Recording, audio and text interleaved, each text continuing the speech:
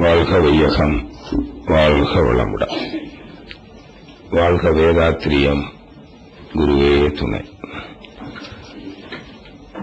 அன்பார்ந்த சகோதர சகோதரிகளே, உங்கள் அனைவரையும் வணங்கி வாழ்த்தி உலக அமைதிக்கான வேதாத்திரிய சிந்தனைகளை நான் உணர்ந்து கொண்ட அளவில் உங்களுடைய சிந்தனைக்காக எடுத்துரைக்க முற்படுகிறேன். நம்முடைய ஆசான் அருள் தந்தை மகரிஷி அவர்களை நான் முதலில் சந்தித்த போது, ஃபர்ஸ்ட் சந்திப்பு, அவர்கள் வாயை திறந்து பேசின போது நான் முதல்ல கேட்ட சொல் வாழ்க வையகம், வாழ்க வளமுடன் சொன்னார். எனக்கு அப்பொழுது வாழ்க வளமுடன் சொல்லுக்கான பொருள் எனக்கு தெரியாது, எனக்கு அதுக்கு மதிப்பு தெரியவில்லை. ஆனால் அந்த வாழ்க வையகம் என்று சொன்ன சொல் என்னை அவர் பேர்ந்து ஈர்த்து விட்டது, இணைத்து விட்டது, அன்பு பெருகிவிட்டது. எனக்கு இவர்தான் எனக்கு சரியான குரு. அன்பு பிடித்த பிடி இன்று வரை விடவில்லை. காரணம், நான் அறநிலையத்துறையில பணியாற்றினேன், உங்களுக்கு தெரியும். இதெல்லாம் இந்த பூஜைகள், இதெல்லாம் இந்த யுகோமம் இதெல்லாம் பண்ணும்போது கடைசியில் சொல்லுவாங்க, சர்வே ஜனம் சுகினோ பவந்து சொல்லுவாங்க. பொதுவா எல்லாரும் நல்லா இருக்கணும், எல்லாரும் நல்லா இருக்கணும் அப்படிதான் எல்லாரும் நினைக்கிறோம். சிலர் கோயில்ல வந்து கூட வணங்கும் போது என்ன வேண்டிக்கிட்டீங்கன்னு, எல்லாரும் நல்லா இருக்கணும்னு வேண்டிக்கிட்டேன். நானும் நல்லா இருக்கணும், எல்லாரும் நல்லா இருக்கணும் தான் வேண்டுறோம். ஆனா அதுக்கு இப்படி ஒரு சொல், அந்த வாழ்க வையகம்ங்கிற சொல் என்னை மிகவும் கவர்ந்து விட்டது. அதுக்கு முன்னாடி கோவில தான் சந்திக்கிறேன், அதுவும் குருவை தேடிக் கொண்டிருக்கிறேன். 30 வயதிலிருந்து 18 வயதிலிருந்து கடவுளை தேடினேன். 30வது வயதில்தான் பகவத்கீதையை படிச்சுட்டு, கடவுளை நீ பார்க்கணும்னா கடவுளை பார்த்தவர் உனக்கு உதவியாக வர வேண்டும், குருவாக வர வேண்டும். மாதாதான் நமக்கு பிதாவை காண்பிக்க முடியும். ஏனென்றால் பிதா யார் என்று மாதாவுக்கு தான் தெரியும். அப்ப தெய்வத்தை நாம் பார்ப்பதற்கு யார் உதவ முடியும்? குரு தான். குரு யாரா இருக்கணும்? தெய்வத்தை, அவரே கடவுள் யாருன்னு, சாமி யாருன்னு தேடிக்கொண்டிருக்கிற நிலையில் இருப்பவர்களை நம்ம குருவை ஏற்றுக்க முடியாது. பகவத்கீதையை படிச்சுட்டு 30வது வயதிலிருந்து அப்படிப்பட்ட ஆன்மீக குருவை தேடினேன். பலரிடம் சென்றேன், ஆன்மீக துறையில சம்பந்தப்பட்டவர்களிடம். அவர்களெல்லாம் சாமி யார் என்று தேடி கொண்டிருக்கிற நிலையில்தான் சாமியார்களாக இருந்தார்கள். அப்போதான் 33வது வயதுல மகரிஷியை சந்திக்கிறேன் கோவையில. அவர் அந்த கருப்பு மஞ்சள் டாக்ஸியில இறங்குறாரு கீழே. பார்த்த உடனே காருக்குள்ள இருக்கும்போதே முகத்தை பார்க்கிறேன். அவருடைய பார்வையில, கண்களில ஒரு நிறைவும் அமைதியும் என்னால பார்க்க முடிஞ்சது. அது எனக்கு ஒரு விருப்பம், ஒரு பிடிப்பு. ஓ, நல்ல குரு கிடைத்து விட்டார், தேடி கிடைத்து விட்டார்னு நினைச்சேன். ஆனா அவரு கீழே இறங்கும் போது பார்த்தா காலில் செருப்பு, வெள்ளை வேஷ்டி, ஜிப்பா, மஞ்சத்துண்டு, கண்ணாடி, வாட்சு, மோதிரம். எனக்கு ஒரு ஷாக் வந்துச்சு. ஏன்னா நான் குரு இப்படி இருப்பாருன்னு நான் மனதில் நினைக்கல, நான் வேற மாதிரி நினைச்சுக்கிட்டு இருந்தேன். இந்த காவி அப்படித்தான் நம்ம ஆன்மீகம் அப்படித்தான் நினைச்சு ஒரு மாதிரிலாம் இருப்பாருன்னு. அப்படி இல்லை. மேடையில வந்து உட்கார்ந்து இருந்தார். அப்ப நம்ம டாக்டர் லட்சுமணன், சிவஞானம் எல்லாம் அங்க உட்கார்ந்து இருக்கிறாங்க மேடையில, கோயம்புத்தூர்ல பாரதிய வித்யா பவன்ல. அப்படி பார்த்துட்டு உட்கார்ந்து இருக்கிறேன் செகண்ட் ரோல. இந்த வாழ்க வையகம் என்று மகரிஷி சொன்ன அந்த சொல் இன்னும் இவ்வளவு பரந்த மனசம், உலகலாம் என்று பாடியது போல அப்புறம் தான் அவருடைய பேச்சில் அன்றைக்கு பேசின சமயமும் சமுதாயம்ங்கிற தலைப்புல பேசினாங்க. சமயம்ங்கிற சொல்லுக்கு சம பிளஸ் சமயம், அனைவரும் சமம் என்கிற உணர்வை ஏற்படுத்துவதுதான் சமயங்களின் நோக்கம். அந்த சம உணர்வு வந்தாதான் உலக சமாதானம் வரும். உலக சமாதானத்துக்கு அன்னைக்கே பேசினாங்க. எதுக்கு இந்த சமய உணர்வு? எல்லோரும் முன்புட்டு இருக்க வேண்டும்.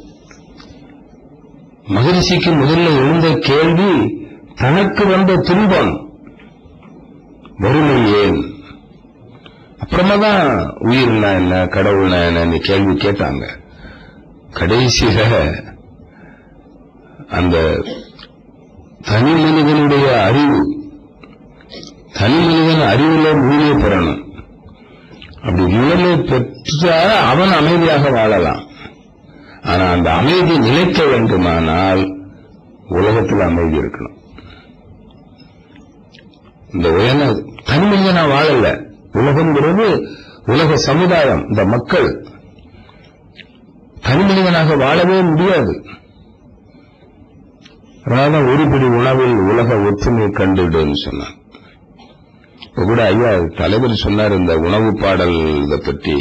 நான் அதை சுருக்கமா ஒண்ணு பண்ணி வச்சிருக்கிறேன். என்னுடைய சில இதுல சொல்லியிருக்கிறேன். சாப்பிடும்போது இந்த பாடல் முழுவதும் பாட முடியாட்டி கூட இந்த உணவை கையில எடுத்துக்கிட்டு, இந்த உணவு இயற்கை அல்லது இறைவனுடைய கருணையினாலும் சமுதாய உழைப்பாலும் எனக்கு கிடைத்திருக்கிறது. அந்த இறைவனை மதித்து, ஏனென்றால் இறைவனை மதித்து இதை வீணடிக்க மாட்டேன். ஏன்னா அந்த இறைவன் இந்த உணவை படைச்சது யாருக்காக? எல்லா மக்களுக்காக.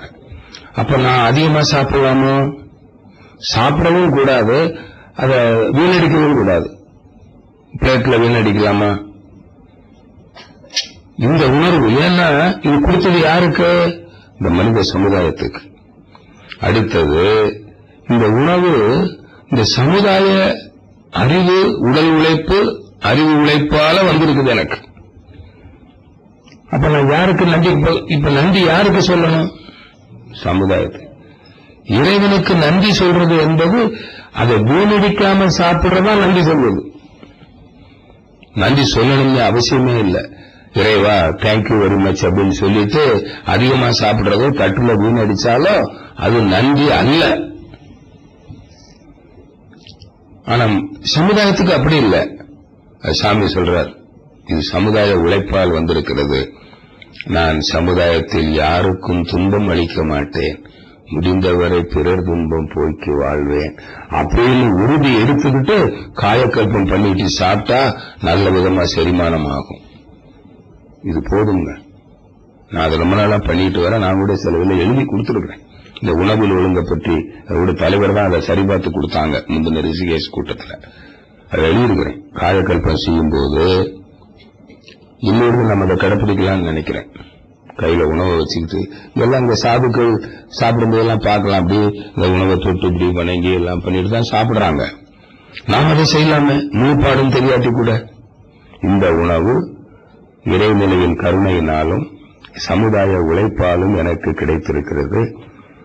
இறைநிலையை மதித்து அளவோடு முறையோடு உண்பேன்.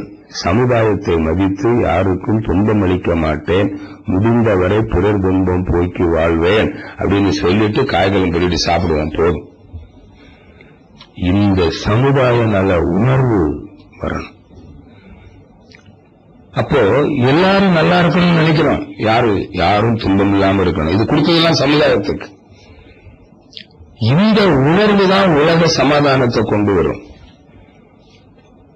இதுதான் மகரிஷி இந்த உலகத்துல அமைதி வரணும்னா, அமைதி என்ன? உலக மக்கள் துன்பம் இல்லாமல் வாழணும். துன்பம் இல்லைனாலே அமைதிதான். துன்பம் இல்லைன்னா இன்பம் இருக்கும், இன்பம் நீடிக்கும். அப்ப நீடித்த இன்பத்துக்கு என்ன பேருங்க? அமைதி. துன்பமே இல்லை. துன்பம் இல்லாமல் இன்பமாக வாழ வேண்டுமானால் அதுதான் அமைதி, உலக அமைதி. ஆனா இன்னைக்கு உலக மக்களுடைய வாழ்க்கை எப்படி இருக்குது? நாட்டுக்கு நாடு போர் மட்டும் இல்லைங்க, யாரும் தனி மனிதனுக்கே அமைதி இல்லையே. அதனாலதான் அவன் பிறருடைய அமைதியை கெடுக்கிறான். நேற்று கூட தலைவிட சொன்னேன், be happy to make others happy. நாம் பிறரை மகிழ்விக்க வேண்டுமானால் நாம் மகிழ்ச்சியா இருக்கணும். நமக்கு அமைதி இல்லாம நம்ம பிறரை அமைதியாக வாழ வைக்க முடியாது. அதுதான் உலகத்தில் அமைதி வேணும்னா தனி மனிதனுடைய வாழ்க்கையில அமைதி வேணும்னு சாமி கண்டுபிடிச்சு. தனி மனித வாழ்க்கையில அமைதி என்ன? அது அறிய மூளை ஞானம், பெர்ஃபெக்ஷன் ஆஃப் கான்சியஸ்னஸ். அது என்னங்கிறத இந்த சங்கல்பத்திலே கொடுக்கறாங்க பாருங்க. உடல் நலம், நீளாயுள், நிறை செல்வம், உயர்வுகள், மெய்ஞானம். இதற்கான அறிவு, அதான் அறிவு முழுமை, அதான் ஞானம்ங்க. உடல் நலத்தோடு வாழ்வதற்கான அறிவு வேணும், நீண்ட நாள் வாழ்வதற்கான அறிவு வேணும், பொருள் வளத்தோடு வாழணும், நட்பு நலத்தோட புகழ், குடும்பத்திலும் சமுதாயத்திலும் நம்மை மதித்து போட்டு காக்கின்ற வகையில் நாம் குடும்ப உறுப்பினர்களுக்கும் சமுதாய உறுப்பினர்களுக்கும் பயனுள்ளவராக வாழ வேண்டும். அதான உயர்ப்புகள், அதான நட்பு, நட்பு நலம். அடுத்தது மெய் ஞானம், மெய்ப்பொருள் பற்றிய ஞானம். அந்த மெய்ப்பொருள் பற்றிய ஞானம் வந்தா தன்னை பற்றிய ஞானம், மனதை பற்றிய ஞானம். மனதை அறிந்தால் மனம் அமைதி அடையும். அப்ப இந்த அறிவு வேணும். அதான் வாழ்க வளமுடன். இப்ப அதைத்தான் நம்ம சுருக்கமா சொல்றோம், வாழ்க வளமுடன் பொதுவா வாழ்த்துறோம். அது கூட வேற வாழ்த்துக்களை சேர்த்துக்கலாம். பொதுவான பொருள் என்னன்னா, வாழ்க வளமுடங்கிற சொல்லுக்கு அப்ரிவேஷன். அதை விரித்து சொல்வதானால் உடல் நலம், நீளாயுள், நிறை செல்வம், உயர்வுகள், மெய்ஞானம், ஓங்கி வாழ்க அப்படின்னு சொல்றதுக்கு பதிலா சுருக்கமா அந்த கருத்தோட வாழ்க வளமுடன் சொல்லும்.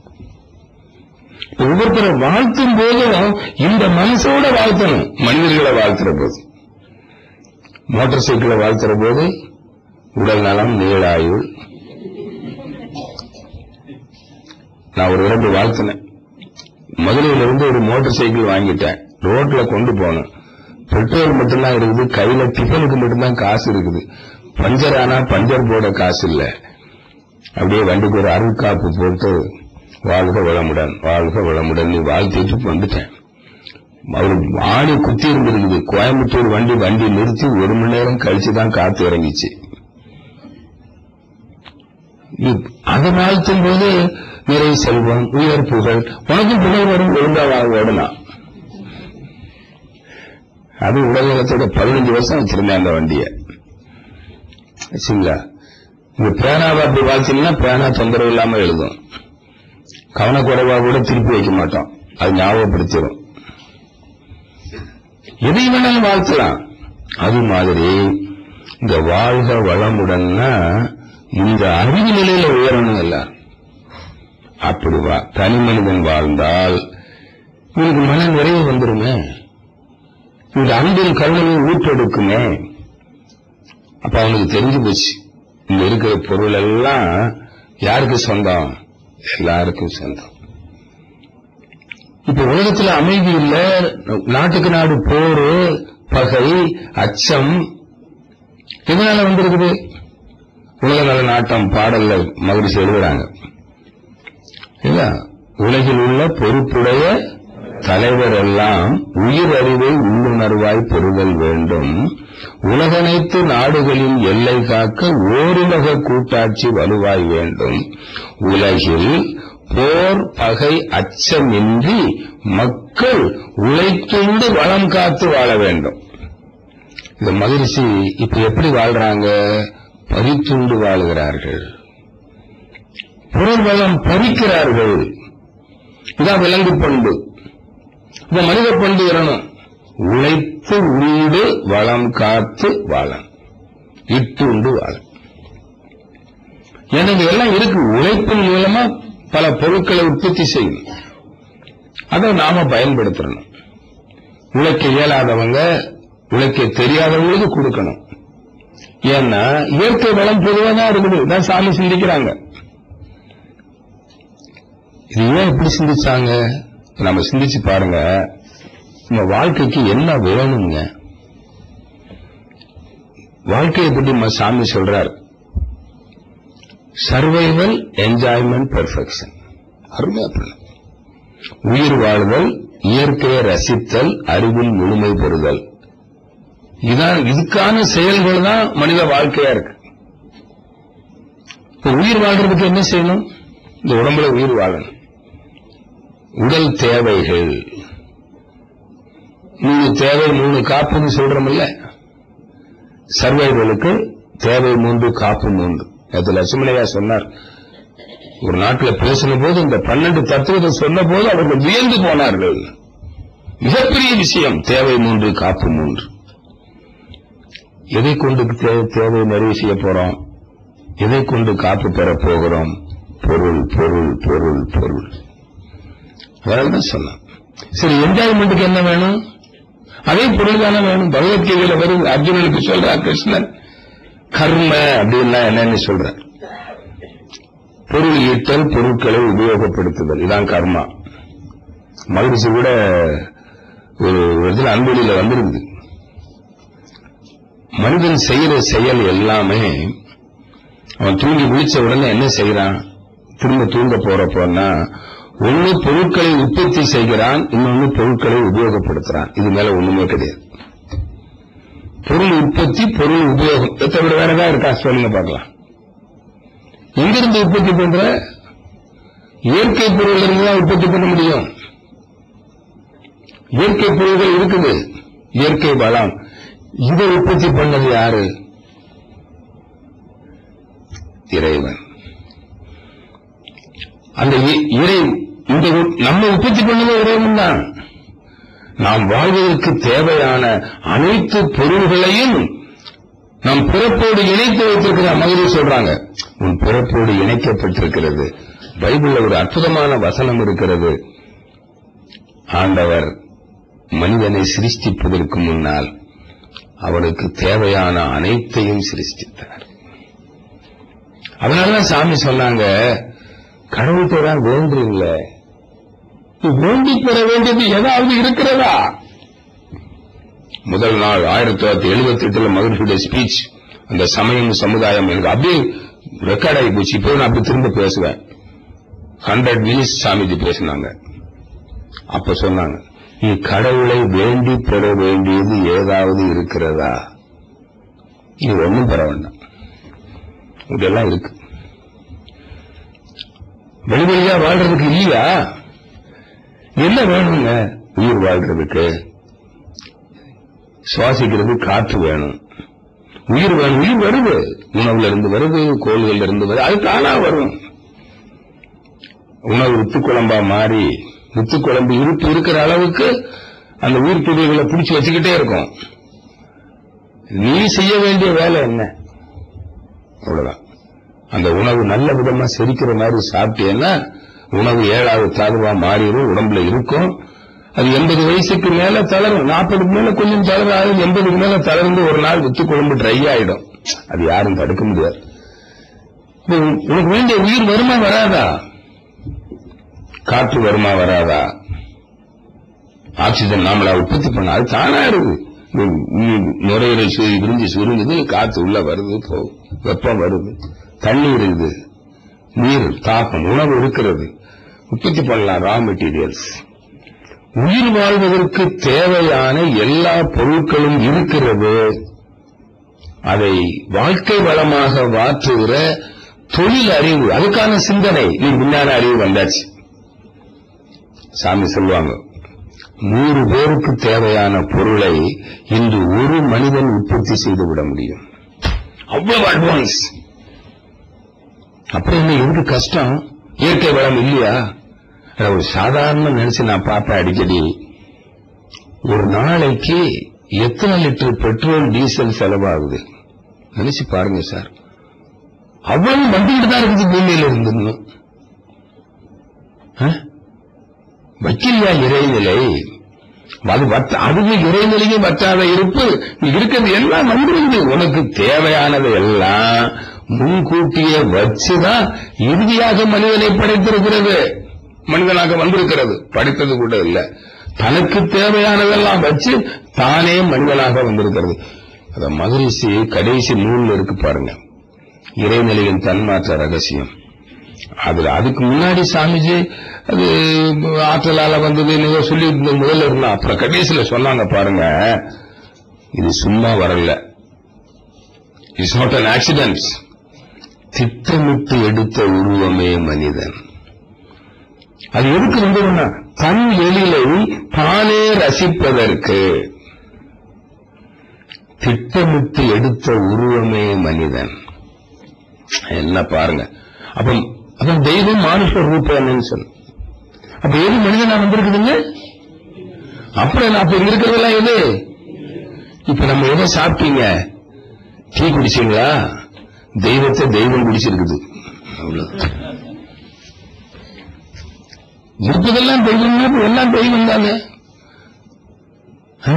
அடையாளத்துக்காக பேர் வச்சிருக்கிறான், மனைவி, கணவன், மாமியார், மருமகன், குழந்தை, பேர் வச்சிருக்கிறோம், அவ்வளவுதான். எல்லாம் தெய்வம். நோக்கும் இடமெல்லாம் யாம் என்று வேறு இல்லை, நோக்க நோக்க களியாட்டம் என்றார் பாரதி.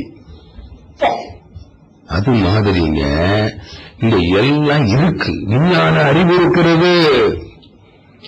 நீங்க பாருங்க, தொலைத்தொடர்பு சாதனமும் வேக வாகன வசதியும் உலகத்தில் எந்த மூலையில ஒரு பொருள் உற்பத்தி ஆனாலும் சில மணி நேரங்களில் அந்த மக்களை கொண்டு சேர்க்க முடியும்.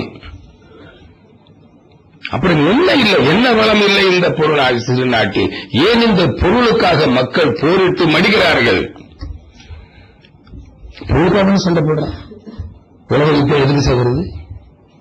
படையெடுப்புகள் எதுக்கு வந்தது? எல்லாம் பொருள் பொருள் பொருள் பொருள். பொருள் எதுக்குன்னா பொருள் இன்பத்துக்கு. சாமி சொன்னார், எதுக்கு பொருள் ஆசை வருதுன்னா, உயிர் வாழ்றதுக்கு மேல பொருள் இருக்கு, அவன் வாழ்ந்துட்டு தானே இருக்கிறான். புலன் இன்பங்களுக்காக பொருளை தேடுகிறான். ஆனால் புலன் இன்பங்களையும் அனுபவித்துக் கொண்டுதான் இருக்கிறான். அனுபவித்துக் கொண்டு அப்ப பொருள் இருக்குன்னு அர்த்தம். யாரும் பொருள் இன்பத்தை அனுபவிக்கலையா? இன்னும் வேணுங்கிறான். அங்கதான் ஆசை.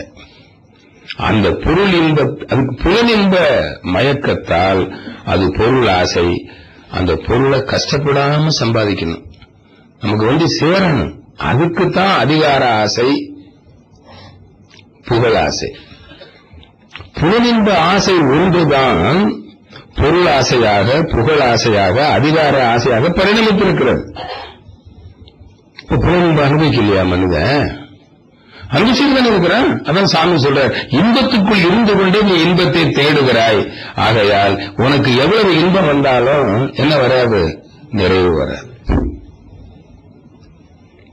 இன்பத்துக்குள்ள இருக்கிற உலகே இன்பமயம் தெரியும் சொல்லுது. அப்போ எதுக்கு இந்த பொருளுக்காக நீங்க சண்டை போடுறான் அப்படின்னா, இவருடைய அறிவு குறைபாடு.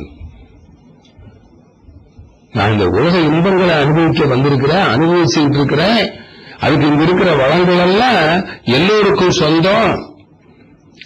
இங்க இருக்கிற இயற்கை வளம் எல்லாம் எல்லோருக்கும் சொந்தம். அப்ப இந்த ஒரு தொழில் அறிவு இருக்கு இல்லைங்களா, இது யாருக்கு சொந்தம்? ஒரு விவசாயிகளுடைய தொழில் அறிவு. உணவு உற்பத்தி பண்றான், உடை உற்பத்தி பண்றான், உறைவிடங்கள் உற்பத்தி பண்றோம், விஞ்ஞான கருவிகள் உற்பத்தி செய்கிறோம், கஷ்டப்படாமலும் காலத்தை மிச்சப்படுத்தியும் வாழ்வதற்கான பல பொருட்களை உற்பத்தி செய்கிறோம். இதையெல்லாம் உற்பத்தி செய்கிற அறிவு யார் கொடுத்தது? அப்ப யாருக்கு சொந்தம்? ஒரு இன்ஜினியர் இது ஏன் அறிவு சொல்ல முடியும்? சொல்ல முடியாது. இந்த ஆன்மீக அறிவு கூட மகரிஷி போன்ற மகான்களுக்கு இந்த ஆன்மீக அறிவு மலர்ந்தது.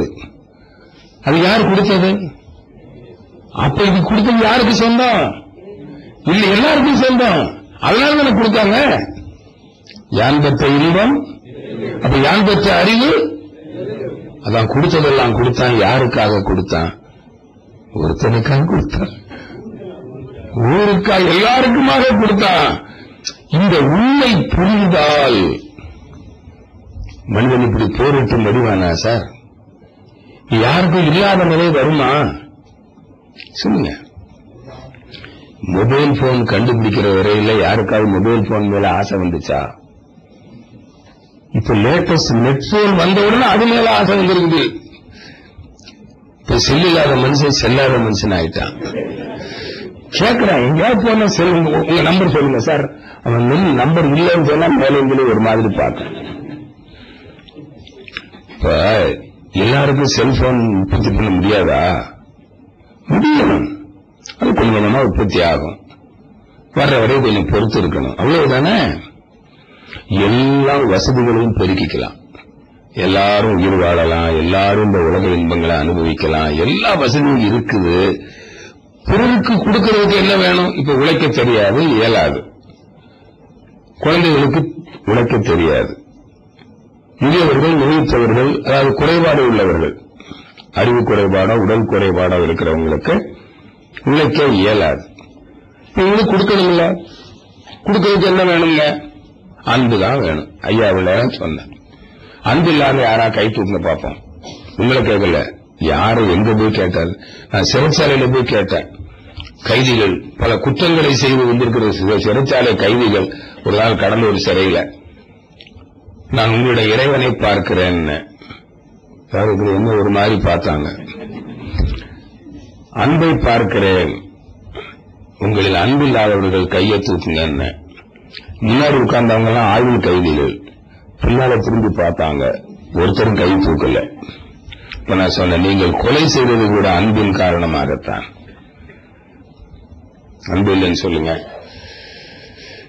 எல்லிட்டி அன்பா இருந்தது. எல்லோருடைய யூனிவர்சல். அதுக்கு பேரு சொன்ன, அதுக்கு பேரு அன்பு இல்ல, பாசம். எதிர்பார்ப்போடு கொடுக்கிற பாசம்ங்கிற சொல்லுக்கு நிறைய பொருள் இருக்கு. குடும்ப உறுப்பினர்கள் மீது அனுப்புற செலுத்துகிற அன்புக்கு பேரு கூட பாசம் தான். ஏன்னா அங்க எதிர்பார்ப்பு இருக்குது, கடமை உணர்வு இருக்குது. அங்க பெற்றோர் குழந்தைகளுக்கு செய்ய வேண்டிய கடமை இருக்கிறது, குழந்தைகள் பெற்றோருக்கு செய்ய வேண்டிய கடன் இருக்கிறது. அந்த கடன் கலந்த அன்புக்கு பேர் பாசம். அது ஒண்ணு. இன்னொன்னு எல்லை கட்டியது, எனக்கே வேண்டும், பற்று, கடும் பற்று. அதனாலதான் அந்த இது பண்ணீங்க. உங்க மனைவி மேல உள்ள அன்பு, சொத்து மேல உள்ள ஒரு அன்பு. இந்த அன்பின் காரணமா தானே நீங்க தப்பு கூட செஞ்சிருக்கிறீங்க. அன்பு இல்லாதவங்க யாருங்க? ஒரு காலத்துல அன்புள்ள என்ன இருக்கு, இப்படிக்கு அன்புள்ள இவர் லவ்விலுமே லெட்டர் எழுதணும். இப்ப மொபைல் போன் வந்தால வந்துச்சு, லெட்டர் எழுதுறதே போச்சு, யாரும் எழுதுறதில்லை. இந்த அன்புள்ள நீ எழுதுறத நம்பி நிறைய பேர் மோசம் போயிட்டாங்களே. I love you, I love you, எங்க ஐ லவ் யூ?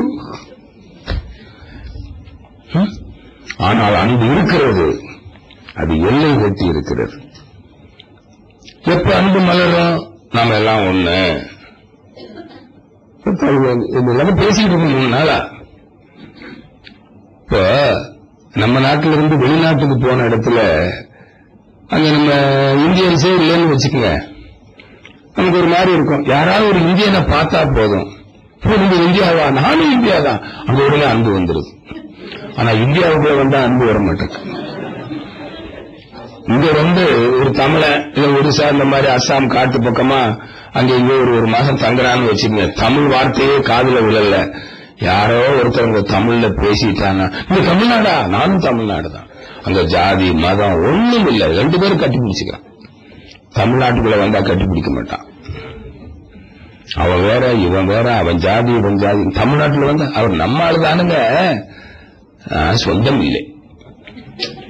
இவர் ரொம்ப சொந்தம். அப்புறம் இவர் ஒன்று விட்ட சகோதரர், இவர் உடன் பிறந்த சகோதரர், ரொம்ப நெருங்கும் அன்பு. ஆனா அண்ணன் தம்பி 2 பேருக்கும் பாகப்பிரிவினை வரும்போது, சொத்து பங்கு வைக்கும் போதுதான் அன்பு தெரியுது. ஒரு ஆட்டுக்கல் ஒரு அம்மல் இருந்தது.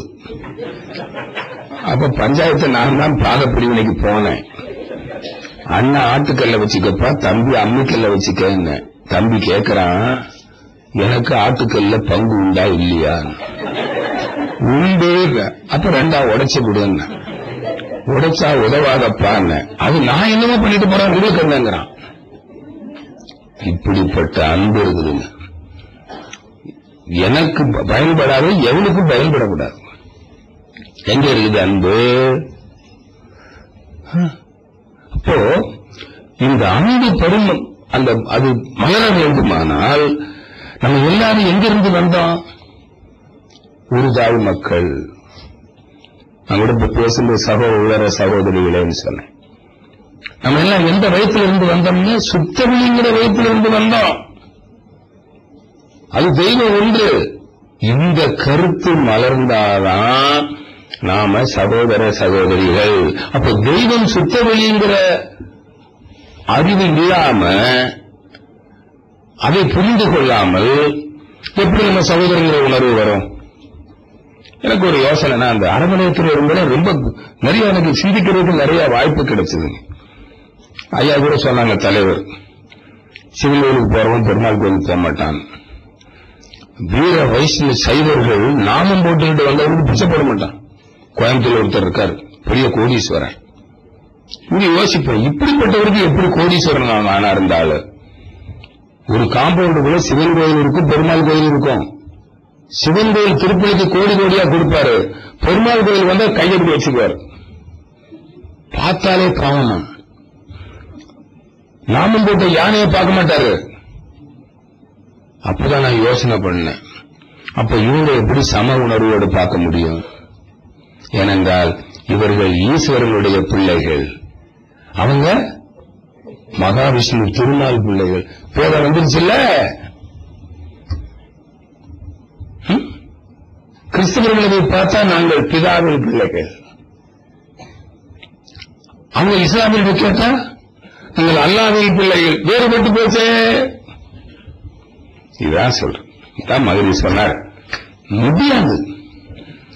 தெய்வம் எதுங்கிற தெளிவான அறிவு வர்ற வரையில நாம் எல்லோரும் ஒருதாய் மக்கள் என்பதை, சக உதரங்கள் உதரிகள் என்பதை அறிவு ஒப்புக்கொள்ளவே கொள்ளாது. விளக்கத்திலே ஒப்புக்கொள்ள முடியாது. இதான் வேதாத்திரியம் சார். அந்த அதுக்காக மகரிஷி சுத்தவெளி தெய்வம், சுத்தவெளி தெய்வம், சுத்தவெளி தெய்வம் மூச்சுக்கு மூச்சு பேசினாங்க. அது வந்தாதான் சம உணர்வு. அப்பதான் உலக சமாதானம் எப்ப வரும்னா சம ஆசனம். இன்னொரு எனக்கு சமமான ஆசனம் கொடுக்கணும், அன்னைக்குதான் உலக சமாதானம் வரும். அப்பதான் ஒவ்வொரு தனி மனிதனும் நான் யார் அப்படிங்கறத புரியும். நல்லா உங்களுக்கு தெரியும் நினைக்கிறேன். மகரிஷி ஒரு முறை சொன்னாங்க, மகரிஷி உலக சமாதானத்துக்கான ப்ளூ பிரிண்ட் ஒரு ஃபார் வேர்ல்டு பீஸ் ஒரு சின்ன புத்தகம் அமெரிக்கா போயிருந்த போது அதெல்லாம் டிஸ்ட்ரிபியூட் பண்ணியிருக்காங்க. அதை ஒரு சயின்டிஸ்ட் படிச்சிருக்கிறார். அவர் விஞ்ஞானி மட்டுமல்ல, அவர் ஒரு உலக சமாதான சிந்தனையாளர். இதுவரைக்கும் நிறைய பேருக்கு நோபல் பரிசு எல்லாம் கொடுத்திருக்கோம்ல உலக சமாதானத்துக்கு. உலக சமாதான திட்டங்கள் எல்லாம் கொடுத்தவங்க நிறைய பேர் இருக்கிறாங்க, அறிஞர்கள். அவர்களுடைய கருத்துக்களை எல்லாம் இந்த விஞ்ஞானியை அலசி ஆராய்ச்சி பண்ணினவர். அவர் இந்த புத்தகத்தையும் படிக்கிறாரு. அவர் ரொம்ப இம்ப்ரெஸ் ஆகிப்போச்சு.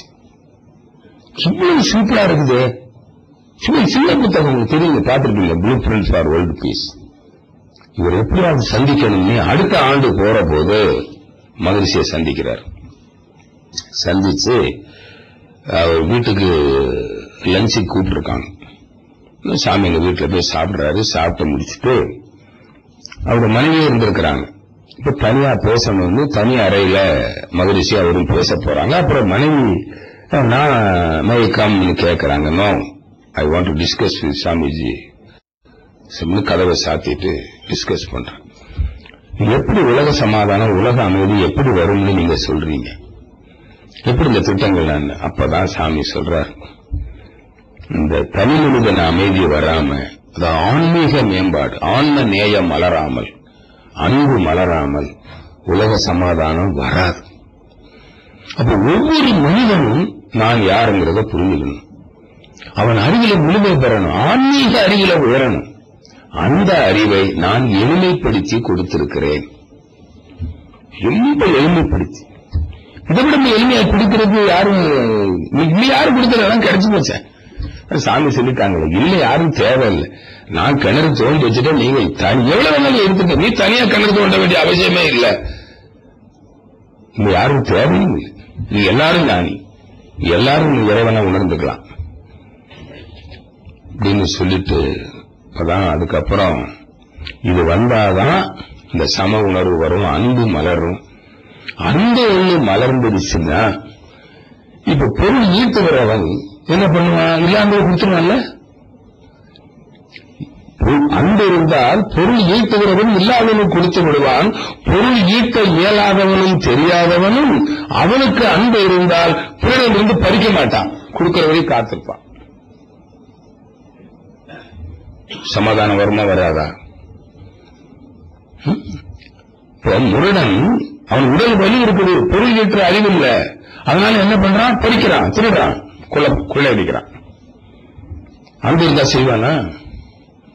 இந்த அன்புங்கிற ஒரு பண்பு மலர்ந்து விட்டால் பொருள் ஈட்டுகிறவன் நோயில் இருப்பவன் கீழே இருப்பது கொடுத்துருவான்.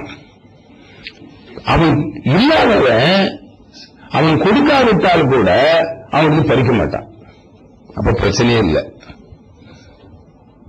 அப்பதான் அந்த விஞ்ஞானி சொல்றார், உலக சமாதானத்தை பற்றி பேசுவதற்கே உங்கள் ஒருவருக்குத்தான் அருகதை இருக்கிறது அப்படின்னு சொல்லிட்டு சொல்ற. ஏன்னா அது எப்படி வருங்கிறத சரியான அந்த பாயிண்ட் பிடிச்சது நீங்க தான். தனி மனித அமைதி வராம உலக அமைதி வராது. அதுக்கு என்ன, இந்த ஆன்மீக அறிவில உயர்ந்தவர்கள் எண்ணிக்கை பெருகினா போதும், இந்த பொறுப்புடையவர்கள்ட்ட வந்தா போதும். எப்பவுமே குழந்தைகள் இருப்பாங்க, சிந்திக்க தெரியாம இருப்பாங்க சமுதாயத்தில். அந்த பொறுப்புடைய தலைவர்கள், பொறுப்புடைய தலைவர்னா நீங்க அரசியல் தலைவர்கள் மட்டும் நினைக்காதீங்க. சாமி அருமையா சொன்னார், பொருள்துறை தலைவர்கள், மத தலைவர்கள். இப்ப அங்கதான் இந்த ரெண்டு பேருமே சிக்கிட்டு கிடக்குது. இப்போ அரசியல்வாதிகள் நீங்க ரெண்டு பேரும் சிக்கிக்கிட்டாங்க. இப்போ அரசியல் தலைவர்கள் கூட சமுதாய நல சிந்தனையாளர்களாக இருந்தாலும் கூட அவங்க எங்க போய் யாருக்கு சிக்கிக்கிட்டாங்க? ஒரு பொருள்துறை தலைவர். சாமி சொல்றாரு, இருக்கிற அறிவில உயர்ந்த விஞ்ஞானிகள் எல்லாம் ரெண்டு பேரும் தீர்ப்பு பிடிச்சி அந்த பக்கம் திரும்ப முடியல, பிடிச்சி வச்சிருக்கிறான் அத்தனை பேர். அதனால இந்த 3 துறை தலைவர்கள் இந்த அறிவில உயர்ந்தவர்களாக இருக்க வேண்டும். அது எப்ப வருவாங்க? நீங்க இந்த அறிவறிந்தோர் எண்ணிக்கையை பெருக்கணும். அறிவறிந்தோர் எது கூட நம்ம கவி ஐயா பாடினார், லட்சுமி ஐயா. அறிவறிந்தோர் எண்ணிக்கை பெருகி வர வேண்டும். அன்பு கடமை ஆட்சி அறம் தொண்டு எல்லாம் அறிவறிந்தோர் விளக்கியவாறு மக்கள் வாழ்ந்து உய்ய வேண்டும். அறிவறிந்தோர் விளக்கத்தால் அறம் பழக்கமாகும். அறக்கல்வி இளைஞர்களுக்கு எளிதில் கிட்ட வேண்டும். அறிவறிந்தோர் உள்ளுணர்வின் ஆழ்ந்த கருத்தெல்லாம் ஆட்சி முறையில் மலர்ந்து உலகம் உய்ய வேண்டும். ஆட்சி பொறுப்புக்கு வரணுங்க, அறிஞர்கள் வரணும். ஆட்சி பொறுப்புக்கு எப்ப வரும்? அது சாமிஜி அருமையான திட்டம் கொடுத்திருக்கிறாங்க உலக சமாதான திட்டத்தில். இந்த உலக சமாதான சங்கம் கிராமங்கள் தோறும் ஏற்படுத்தப்பட வேண்டும். அது இன்னைக்கு அந்த திட்டத்தை கொண்டு வந்துட்டோம். இன்னைக்கு நம்முடைய தலைவருடைய எண்ணத்தின் மூலம் 12 கிராமம் மட்டும் இல்ல, அத்தனை கிராமமும் வரும். சாமி சொல்லியிருக்கிறது. முதல்ல கிராமங்கள்ல கொண்டு வந்து இது சின்ன சிந்தனை பண்ணி பாருங்க சார். இப்ப 12 கிராமம் எடுத்திருக்கிறோம். அந்த 12 கிராமத்துல ஒரு கவுன்சிலர் இருப்பாங்கல்ல, அந்த கவுன்சிலர் வாழ்க வளமுடன், அப்படித்தானே? இதே மாதிரி அந்த பஞ்சாயத்துக்கு உட்பட்ட எல்லா கிராமமும் வாழ்க வளமுடன் ஆயிட்டா கவுன்சிலர்ஸ் எல்லாம் யாருங்க? அப்ப தலைவர் யாரு? என்ன அருமையா இருக்கும் இந்த பஞ்சாயத்து. இதே மாதிரி முனிசிபாலிட்டி, கார்பரேஷன் இதெல்லாம் ஆயிடுச்சுன்னா இது தமிழ்நாடு கடைசியில் அசம்பிளியில யார் இருப்பா? இவங்க மட்டும் இல்ல, நாம இன்னொரு பக்கம் வேற பண்ணிட்டு இருக்கிறோம். ஒரு பக்கம் கிராமத்துல, இன்னொரு பக்கம் பப்ளிக்ல, இன்னொரு பக்கம் மாணவர்கள். நான் அப்படியே ஒரு கனவு கொண்டு இருக்கிறேன். 3 எலெக்ஷனுக்கு அப்புறமா 15 வருஷம் கழிச்சு ஓட்டர்ஸ் யாருன்னு பார்த்தா அவ்வளவு வாழ்க வளமுடன் அர்த்தம். இன்றைய மாணவர்கள் நாளைய ஓட்டர்ஸ். அப்ப கேண்டிடேட் யாருங்க? அப்பா பாப்பா, சட்டமன்றமும் பாராளுமன்றமும் நம் கையில். நான் இத முதல் அறிவு திருக்கோயில் நாகர்கோயில்ல திறந்த போது நான் மேடையில் சாமி உட்கார வச்சுட்டு பேசினேன். அப்ப கதர் சட்டை கதர் வேசி போட்டிருப்பேன், கையில வேற கர்ச்சிப்பு வச்சிருப்பேன், ஐயா வச்சிருக்க மாதிரி. அது மனவள கலைஞர்கள் சட்டமன்ற பாராளுமன்றத்தில் அமரும் நாள் வெகு தூரத்தில் இல்லை அப்படின்னு பேசினேன். முதல் எம்எல்ஏ நீங்க தானுங்க. நாங்க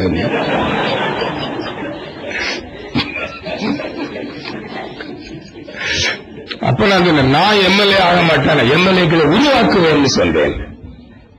நோ, உருவாக்கணும் சார், ஆட்களை உருவாக்கணும். சாமிஜி திட்டம் சாதாரண திட்டம் நினைக்காதீங்க. இது சைலண்டா வேலை செஞ்சுக்கிட்டு இருக்குது ஆட்சி பிடிக்கிறதுக்கு.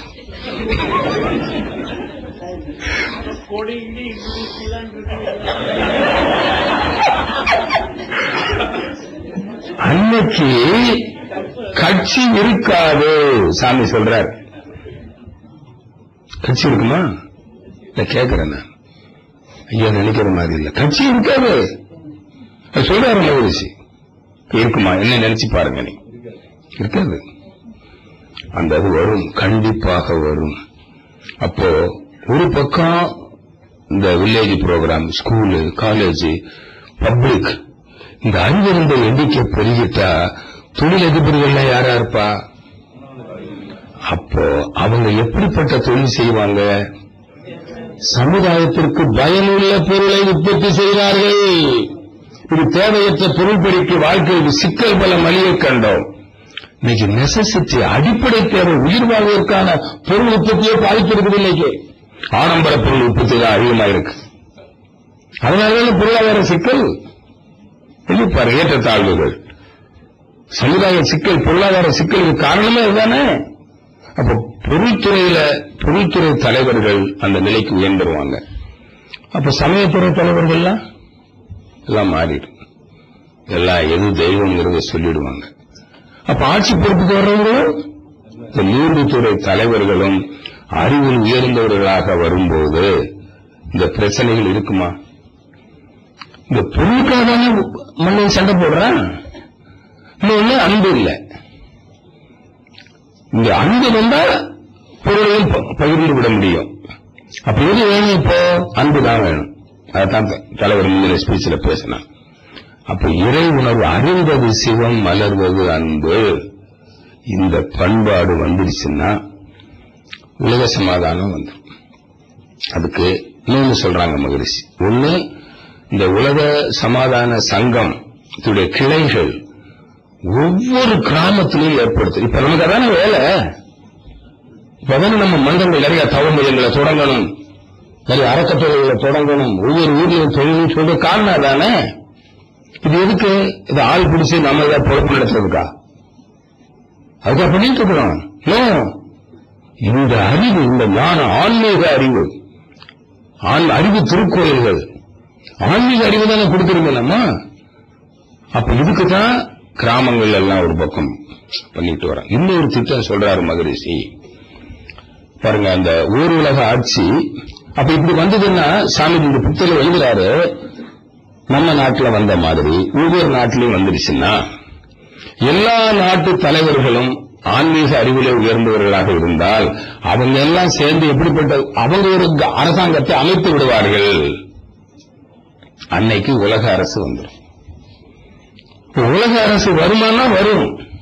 எப்ப வருவான்? அறிவறிந்தோர் எண்ணிக்கை பெருகி அவர்கள் ஆட்சி மன்றத்துக்கு வரணும். ஆட்சி மன்ற தலைவர்கள் அறிவில உயர்ந்தவர்களாக வரும்போது உலக நாடுகள் எல்லாம் இது பரவிச்சுன்னா ஒரு நாள் உலக அரசு வந்துடும். அப்ப ஓர் உலக ஆட்சி வருமா வராதா? நம்ம காலத்துல வராது, வந்தான்னா வராவளி போனான்னு அப்படியா? எங்க தாத்தா ஒரு சின்ன மாங்கல்ல வச்சு தண்ணி ஊற்றிட்டு இருந்தார். வாய்க்காலில் போய் தண்ணி எடுத்துட்டு வருவார். இதெல்லாம் ஞாபகம் இருக்கு. ஏன் தாத்தா இப்படி கஷ்டப்படுறீங்கன்னு. நான் கஷ்டப்படாதாண்டா உனக்கு மாம்பழம் கிடைக்கும். அவருக்கு நல்லா தெரியும் அந்த மாங்கன்னு வளர்ந்து மாம்பழம் வர்றதுக்கு முன்னால கண்டிப்பா செத்து போயிடுவாரு. அவருக்கு தெரியும். ஆனா ஏன் தண்ணி ஊத்தினாரு? என்ன சொன்னாரு? உனக்கு மாம்பழம் கிடைக்கும்டான்னாரு. நாம் இன்னைக்கு அந்த உணர்வோடு செய்யணும். வருங்கால சமுதாயம் அமைதியாக வாழ வேண்டுமானால் இன்னைக்கு இந்த உலக சமுதாய சேவா சங்கத்தினுடைய கிளைகள் ஊரெங்கும் பணம். அடுத்தது குழந்தை வளர்ப்பு திட்டம்.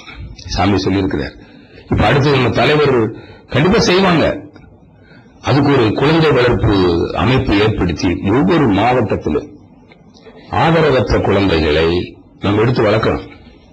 அவங்களுக்கு இந்த சுகாதாரம், பொருளாதாரம், அரசியல், விஞ்ஞானம், இந்த அறிவு, இந்த ஆன்மீக அறிவை கொடுத்து, அவர் நல்ல தொழிலை கொடுத்து, நல்ல பண்புகளை கொடுத்து, நல்ல மனிதர்களாக ஆக்கிவிட்டால் அந்த ஸ்டாண்டர்ட்ல கொண்டு வரணும். ஒண்ணு இருக்குதுங்க. நான் ஒரு ஆர்பனேஜுக்கு போனேன் கோயம்புத்தூர்ல, மதுக்கரையில ஒண்ணு இருக்கு. அங்க ஒரு தாய்க்கு 7 குழந்தைகளை கொடுத்து ஒரு மில் ஓனர் அவங்க மெயின்டைன் பண்றாங்க. வீடு அற்புதமான வீடு, நல்ல ஸ்டாண்டர்ட். அந்த குழந்தைகள் எல்லாம் கார்ல போகுது படிக்கிறதுக்கு. எல்லாரும் வீட்லயும் கம்ப்யூட்டர் இருக்குது. அவ்வளவு ஹை ஸ்டாண்டர்ட்ல வளர்க்கறாங்க அந்த பிள்ளைகளை. அது மாதிரியாக சாமியார் சொல்றார், குழந்தை வளர்ப்பு ஒரு மாதிரியா கொண்டு வந்து இவங்க நல்லா பண்ணாங்க அப்படின்னு தெரிஞ்சுட்டீங்கன்னா இன்னைக்கு உலகத்தில் உள்ள செல்வந்தர்கள் எல்லாம் உதவுவதற்கு தயாராக இருக்கிறார்கள். இது போன்ற இந்த ஆசிரமம் போன்ற சமுதாய நல அமைப்புகள், இதெல்லாம் செல்வம் எங்கிருந்து வருது? இந்த ஆசிரமத்தை நிர்வகிக்கிறவர்கள் நல்ல நல்ல காரியங்களை செய்கிறார்கள். அதனால நல்லவர்கள் பண உதவி செய்யறாங்க. நமக்கு வருமா வராதா? நம்ம உலக சமுதாய சேவா சங்கத்துக்கு நாம நல்லபடியா சேவை செஞ்சோம்னா டொனேஷன் வராதா? சாமி சொன்னாங்க, அறிவு திருக்கோயில் கேட்டு வாங்கிக் கொள்ளும், நீங்கள் கேட்க வேண்டியதில்லை. வருங்க, தானா வரும். நல்ல காரியங்கள் பொருள் இல்லை என்பதற்காக நின்று போகாது. நாம் அது மாதிரி ஒரு சேவையை செய்கிற போது இந்த செல்வந்தர்கள் முன் வருவார்கள், நமக்கு வேண்டிய உதவியெல்லாம் செய்வாங்க. அப்போ அந்த உலகிலே குழந்தைகளை வளர்க்கும் திட்டம், பார் முழுதும் பொருள்துறையில் சமநீர் நீதி, பல நாடு ஒன்றிணைந்த பொருளாதாரம், சீர்திருத்த சிக்கனமாம் சிறந்த வாழ்வு, தெய்வங்களை அகத்துணரும் இறைவணக்கம், நேர்வழியில் விஞ்ஞானம் பயனாய்க் கொள்ளும், நெறிமுறையில் இணைந்த வாழ்வு காண முடியும் என்று சொல்லி அதற்கான உலக சமாதான திட்டங்களை தந்த நம்முடைய ஆசானவர்களை மதித்து போற்றி வணங்கி உங்கள் அனைவரையும் வணங்கி உரையை நிறைவு செய்கிறேன். வாழ்க வளமுடன். வாழ்க வையகம், வாழ்க வையகம், வாழ்க வளமுடன். கடந்த 4 நாட்களாக நடைபெற்ற முகாமின் இறுதி வகுப்பு நாளை காலை சான்றிதழ் மற்றும் அனுவரை செஷனோடு தலைவர்களுடைய நிறைவுரையோடு நிறைவேறியிருக்கின்றது. காலை 6:30 மணி முதல் 8 மணி வரை நிறைவேறியிருக்கின்றது. இந்த 4 நாட்களும் நமது தலைவர் அவர்களும் பேராசிரியர் பெருமக்கள் எல்லாம் பல்வேறு தலைப்புகளில் உயரிய சிந்தனைகளை கொடுத்துள்ளார்கள். இந்த சிந்தனைகள் எல்லாம் நமது வாழ்வில் எடுத்துக்கொண்டு நமது வாழ்க்கையை ஒரு முழுமையான வாழ்வாக, நிறைவான வாழ்வாக அமைத்துக் கொள்ள வேண்டும். நாம் அமைத்துக் கொள்வதோடு நாம் அடைந்த நிறைவை இந்த சமுதாயத்துக்கு எடுத்துச் செல்ல வேண்டும். அதற்காக நாம் எல்லாம் ஒருங்கிணைந்து பணியாற்ற வேண்டும் என்று கேட்டுக்கொண்டு, வாழ்க வையகம், வாழ்க வையகம், வாழ்க வளமுடன், குருவே துணை, வேதாத்திரியும் வளர்க.